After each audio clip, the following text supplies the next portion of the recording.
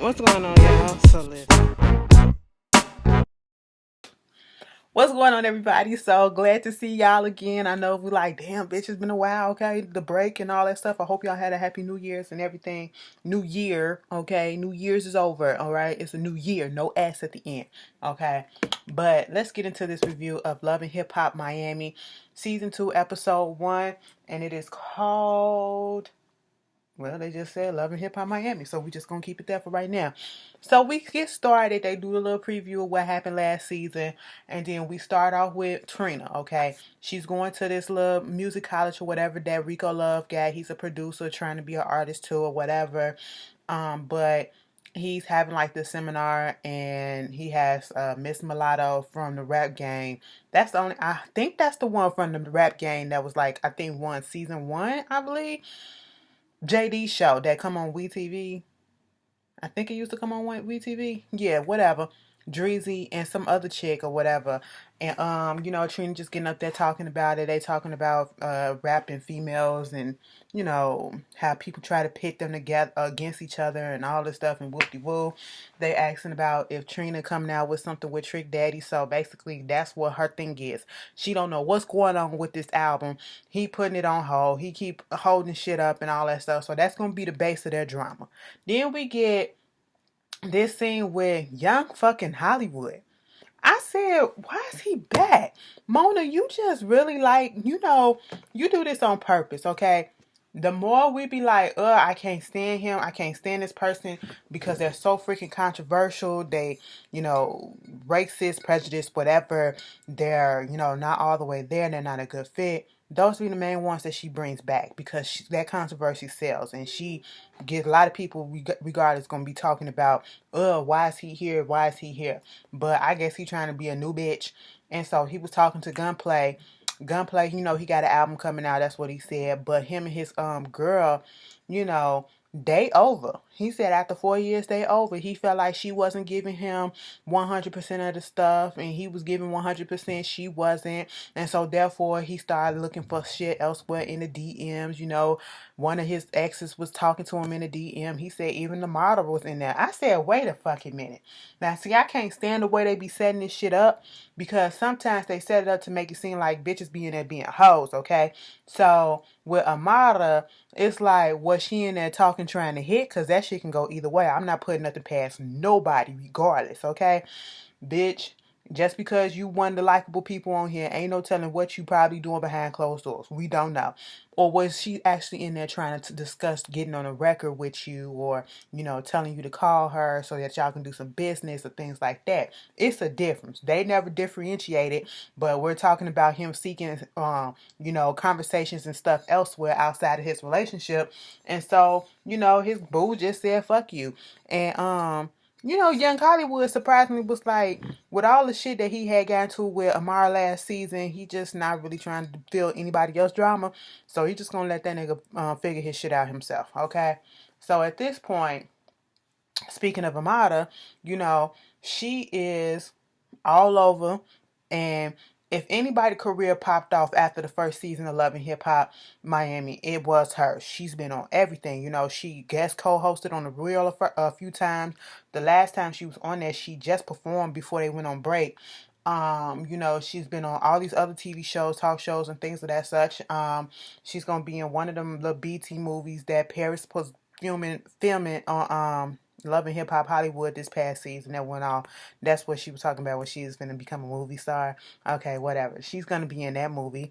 But, she's been doing it big. Performing here, performing there, fashion shows, hair shows. And that's what she was doing on this one.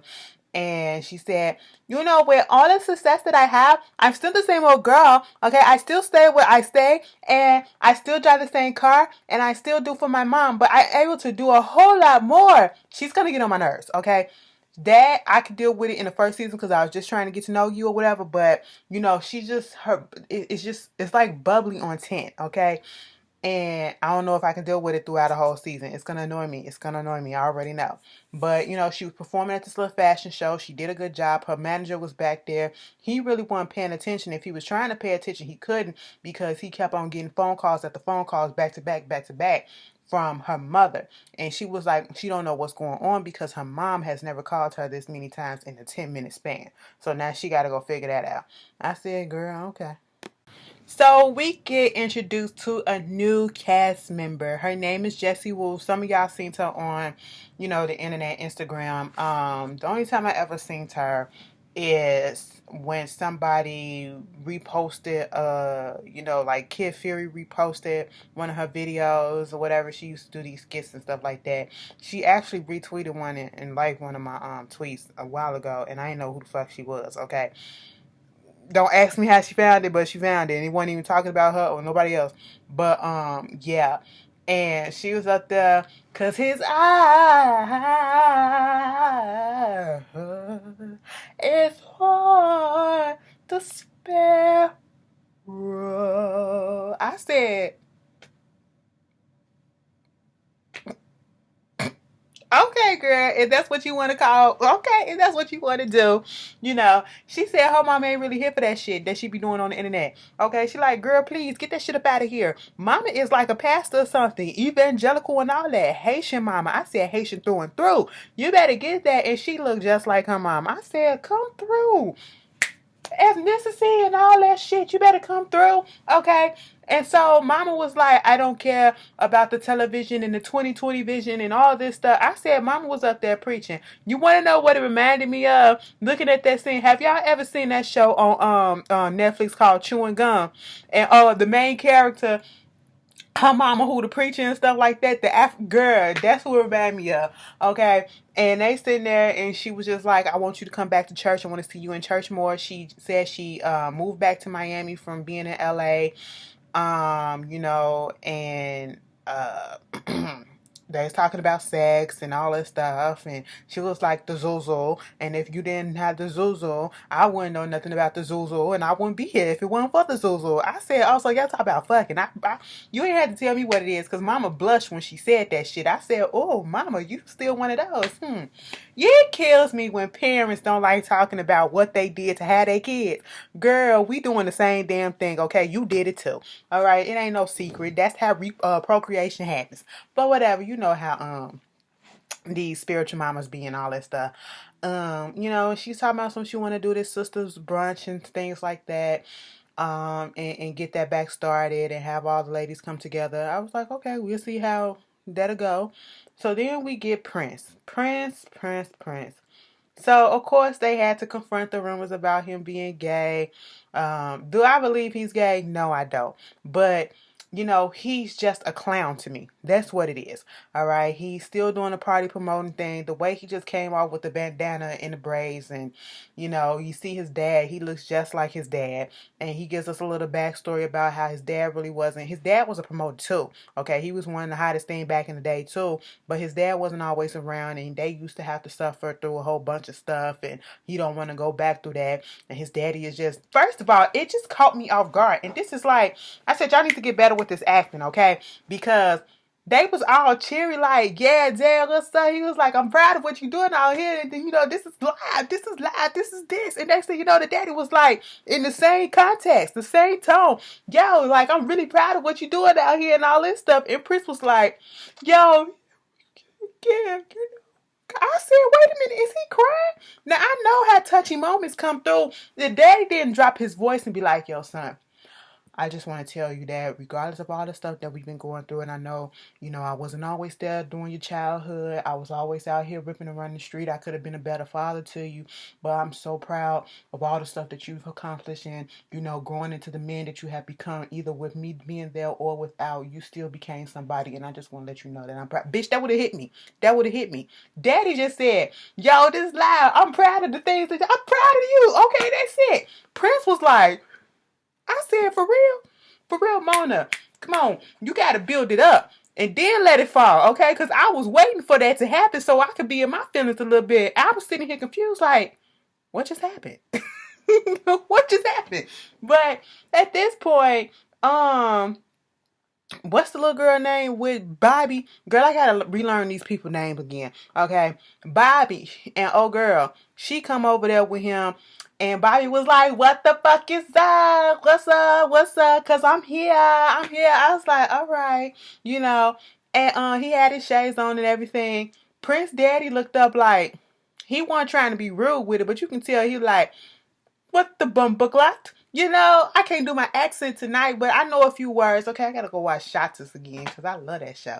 But moving on from that, but he seemed like he already knew Bobby and he was cool with Bobby too. I'm just fooling. And so, because they say they don't like over there in Jamaica, the Caribbean homosexuality, girl, please. It's dangerous. It's very dangerous. Um, you know, Bobby and his daddy, well, they went off. The dad went off. Bobby wanted to talk to his little friend and basically was like, JoJo was saying that Prince is only cool with him for clout and shit like that to get his name out there, whatever, and that he not a real friend. And then they started talking about some shit that happened when they was playing in the mall and Prince took his hat off and Bobby was running after him. That shit was real because when he ran into that damn store, I thought he was gonna run into the pole, but when that shoulder hit that damn store corner, I said, shit, bitch, that made me cringe. But her little friend, what is her name? Pinky? I'm gonna call her little Pinky. Okay, that's probably her name. I just can't remember. She was like, maybe JoJo just jealous or some shit. Then we get Amara La Negra. She goes over there to see her mom, and I said, oh, Jesus Christ, we're finna do this again. We already know that Amara is really, really close to her mom. She's probably like the only family. Well, she acts like that's the only family that she has, and I understand that her mom has sacrificed. The whole conversation was about how the mom sacrificed everything for her. But when she came there, she was like, Mommy, what happened? And Mama was like, girl, I had a candle on, went to sleep. I woke up, it was smoke up in the house and all this stuff. And my natural instinct was go over there and try to knock the damn candle down. So I grabbed the bitch and I fucked my hand up. And she's like, what would you do that? I would have called the ambulance. I could have did this. I had to run all the way from New York and come back here and to do this and do that. And she was like, I had to do what I had to do. Okay, Mommy, it's like, when I thought that I get famous and I wouldn't have to go through all of this. And she was like, you sacrificed so much. I said, no, we're not going to go back down this story no more. Okay, we got all of this in the first season. We know the sacrifice your mom has went through. We know all that. We know the heart touching, backstory, whatever. Can we progress this forward? We can't go another season with you doing the same thing that you did in the first season.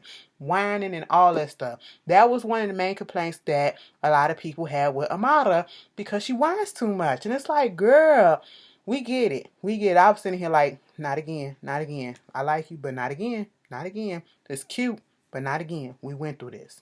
So we got Trick Daddy out there playing some game, some hood game. What the fuck? Was they playing dominoes or dice? Okay, either way, craps, whatever the fuck they was playing. They was outside and young Hollywood coming over there and trying to introduce some dude that, want to work with him named Chaotic or whatever. He was like, he already know him. Okay, Trick Daddy got to give his little intro about how he been in the game for 20 years and all that shit, whatever.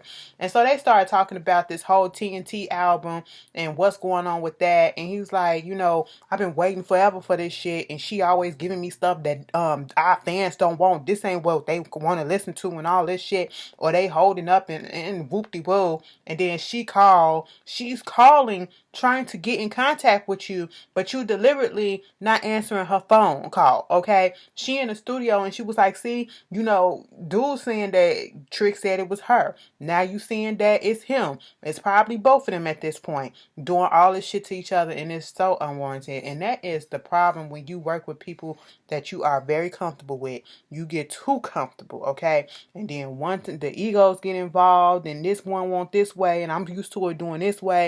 Bitch, just do the solo album. Like Trina said, I've been waiting to do my album, so we just need to go ahead and finish my album and do what we gotta do. I said that'd be your best bet at this point, okay? Because we forgot all about the TNT album, for real, for real. She didn't put out the little mixtape, Blue Magic, and all that shit. I said, fuck that.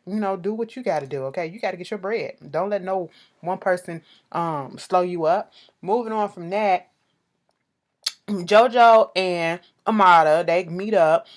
This is the first time she's seen her in a minute since she's been all over, and she said it's a shame that it took for her mother to get hurt for her to come down here and to see her, whatever.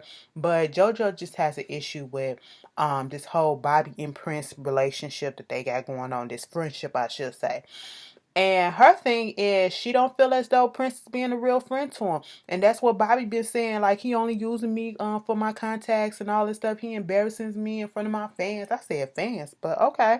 Doing all this stuff and making me look foolish, and you only call me when you need something and all this shit and whoop-de-woo. And at this point, they started talking about how Bobby, people have said that Bobby can be messy, and that's because he loud and all this stuff. And Amara said, yeah, people told me the same thing, but she ain't got no issue with Bobby at this point. And she said, to be quite honest, she more cool with Prince than Bobby. But she said, what you need to do when you have an issue that's going on between people that you know and you're friends with, let them figure that shit out, okay? Don't get involved. JoJo thing is, if my friend is in trouble or they need help and I see them going through some shit, I'm going to come to their aid. But at this point, you should just set this out, okay? You don't really know the situation. If you don't know who's saying who being real with who, okay? Because Prince could be saying something, Bobby can be saying something, and you just don't know. Both of them could possibly be right about each other, but just sit it out for the moment. Just sit it out for the moment, because I don't see this getting solved anytime soon. I just see it getting all the way messier. So Jessie Woo is doing her little sister's live thing, okay? And she got Miami Tip. That's her name. Miami Tip and her mom, JoJo and her mom, because, JoJo had to put it out there that her mom is still cut off from her daddy, okay? Because, she chose to be on her mama's side and the daddy's divorced and all that shit. And then you got Jessie Woo there and you got Joy, okay? And so they talking about, the things that go through with mothers and how mothers want this and mothers want that. And, just JoJo mama was like, the only thing that I don't like, because I see these rappers and these singers, they be out here with a whole bunch of women. I don't want my daughter to end up with that. And it just concerns me because, she with a singer now. I said, bitch, what singer? Pleasure P. I said, of all people. Now, I look at JoJo, and JoJo look older than what she is, okay? I don't know if it's because of the way her face is. I don't know if it's also because of the makeup is applied wrong and too much, and them overly sized lashes and stuff like that. It's just a lot, okay? And you're aging. I wish the girls, y'all can get on these shows and y'all act like y'all got all this money or whatever. And I understand that your daddy ain't financing you right now, but even then you still look the mess. Like, here's the thing. Please stop getting on these shows, and Mona, stop doing these to these people, okay? Yeah, you be having them on here looking fucked up, and they be having themselves on here looking fucked up too, okay?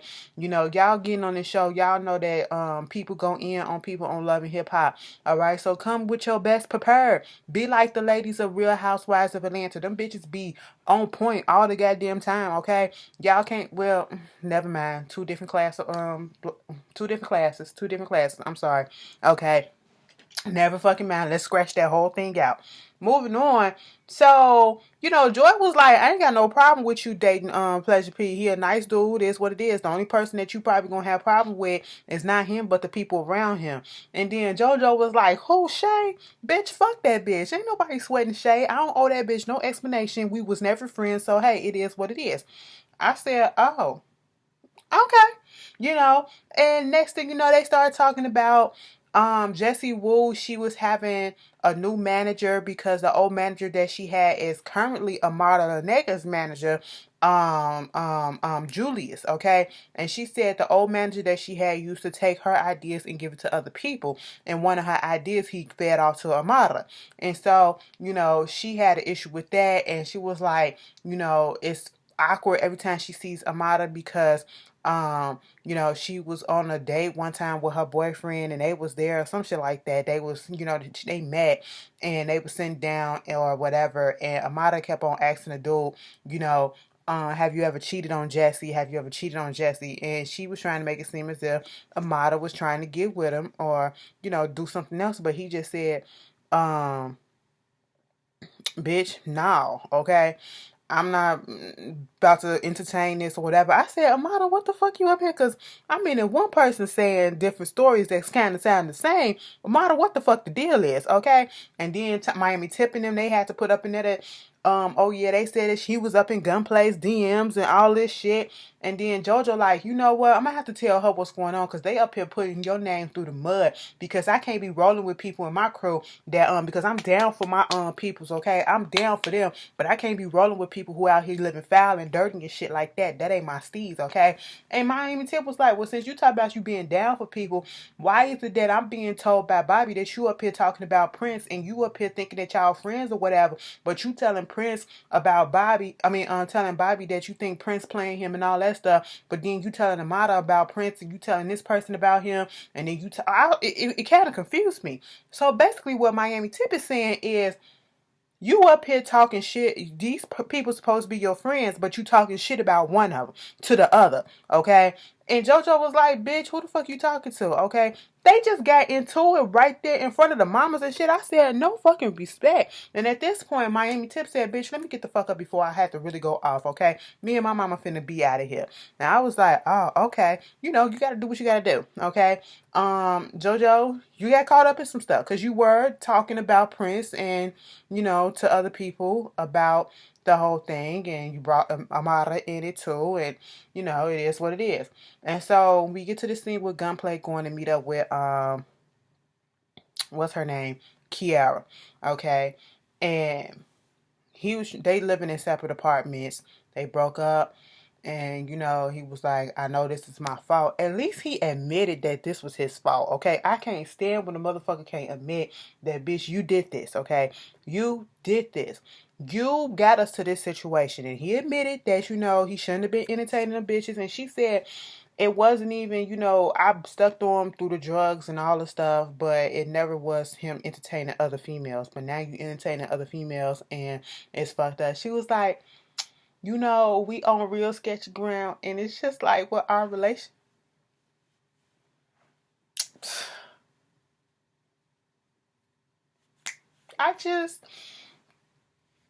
He was like, I know, like, I'm fucked up and all this stuff. It's like, I just wanted to feel appreciated. I said, he crying, she crying. I'm sitting here looking at this ghetto soap opera like, I'm rooting for both sides. Like, damn, just give him another chance. But bitch, you fucked up, okay? Link him on for a little bit longer. You know, let him really hurt. But give him another chance. But let his ass really fucking hurt, okay? You know, I'm just sitting here like, I'm rooting for both sides. So whichever way this cookie crumbles, it crumbles, okay? You know, and at one point he's talking about some, you know, she has to understand that she led this up to she part of the reason why it became the way that it is because you're not showing appreciation, you're not being there for me and all this stuff. And I was just sitting here like, well, if that's the case, you open up your mouth and you say that before you go entertain somebody else, okay? You tell your mate that, hey, I'm not getting this from you. We need to talk. We need to sit down. We need to figure this out. And if we can't figure it out, we let it go and move on before you go out and do something else. You better be glad she caught you. Had she not caught you, you probably would have went on ahead and fucked whoever it was in your DMs, you know? And at this point, Kiara really wasn't trying to, you know, give in so easily. And he left and he was crying. When oh my God, you know, I just don't like to see, I don't care who did the wrong, but when I see men cry, especially black men cry, when they be really hurt, that shit gets me, okay? And when he walked out that door and he was like, I said, shit, bitch, hold on. I felt that. You fucked up. And he was like, God, I know that shit, bitch. I said, I just want you to know again, you fucked up. I said, cry. Trick and Trina supposed to be doing this performance, take to the house. She decides before they do the performance, you know, to sit there and talk about what's going on with the album. And Trick is such a bullheaded ass nigga. Like, he talked about some, we ain't gonna move until I move and all that stuff. We legends in the game and we doing this and we doing that. And I'm like, like, Trick, this is not making me like you at all, okay? They get out there and they start doing take it to the house, take it to the house. And next thing you know, one of her songs, I guess, started playing, and he literally stops the song in right there. And Trina goes the fuck off. I would have went the fuck off too. Okay, don't do no shit like that to me. Don't embarrass me like that. Everybody leaving and shit. Like, She went off and, you know, she was like, the album and all that TNT, that part is dead. She was like, she needed Trick to be there for her, and he just coming on in and some bullshit. You know, she got people depending on her and all that stuff, and she stressed the fuck out, and she's just over it. I just don't understand how they put up with Trick Daddy these whole time. Okay, all these years. Like if he was really niggas, I guess you don't just come up and just all of a sudden be like that. That shit is over the years. So that motherfucker been like that for years, okay? And he old now, so he really don't give a fuck. But that was Love and Hip Hop Miami, y'all. Tell me how y'all feel about it, and I'll see y'all later. Peace.